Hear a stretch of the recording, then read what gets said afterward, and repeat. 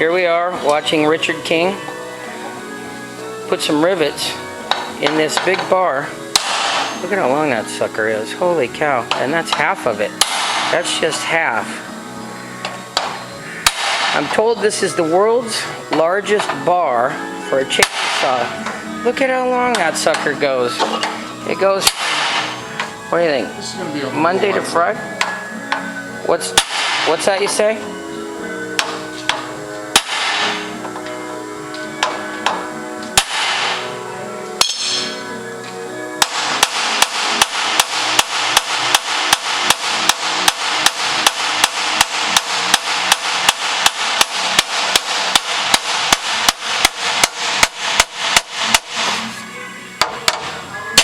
What are you doing there? riveting. You got anything to say about this bar, Richard? It's going to be a slow process. How long do you think it's going to take to put all this together? I don't know. I don't know. Longer than it should.